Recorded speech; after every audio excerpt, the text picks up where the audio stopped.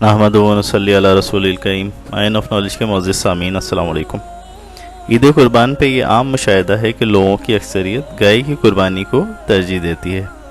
غالباً اس کی یہ وجہ ہے کہ گائے میں 7 حصے ہوتے ہیں۔ اس فرمان نبی صلی اللہ علیہ وآلہ وسلم سے قطع نظر قربانی کی جاتی ہے یا اس سے لا علمی کی وجہ سے کہ گائے کے دودھ میں شفا ہے اور اس کے گوشت میں بیماری ہے۔ اسی طرح اس کے دودھ سے نکلے ہوئے گھی میں بھی شفا اور بیماریوں کا علاج ہے۔ تاہم گائے کا دودھ اور اس کا گوشت متفقہ علیہ طور پہ کھانا جائز ہے۔ چنانچہ ام المؤمنین فرماتی ہیں، نبی کریم صلی اللہ علیہ وآلہ وبارک وسلم نے فرمایا کہ گائے کی چربی اور دودھ شفا بخش ہیں اور گوشت بیماری ہے۔ نبی کریم صلی اللہ علیہ وآلہ وسلم نے اپنی ازواج کی طرف سے گائے کی قربانی بھی کی۔ اس کا بھی حوالہ احادیث میں ملتا ہے۔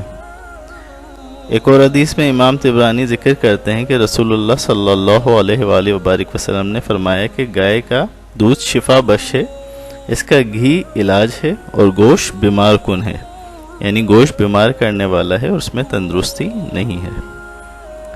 دوسری حدیث میں ابن مسعود رضی اللہ عنہ نبی کریم صلی اللہ علیہ وسلم کے حوالے سے فرماتے ہیں، مستدرک کی حدیث کا حوالہ ہے کہ تم گائے کا دودھ اور گھی کھایا کرو اور گوشت سے بچا کرو، یعنی گائے کے گوشت سے بچا کرو، اس لیے کہ اس کا گھی اور دودھ علاج ہے اور اس کا گوشت بیمار کر دینے والا ہے۔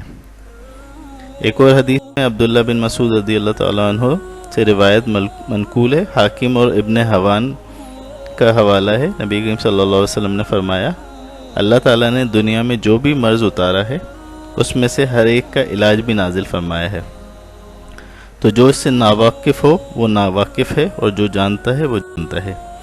گائے کا دودھ ہر بیمار کے لیے شفا بخش ہے، تم گائے کا دودھ پیا کرو، اس لیے کہ وہ ہر درخت پہ منہ مار لیتی ہے۔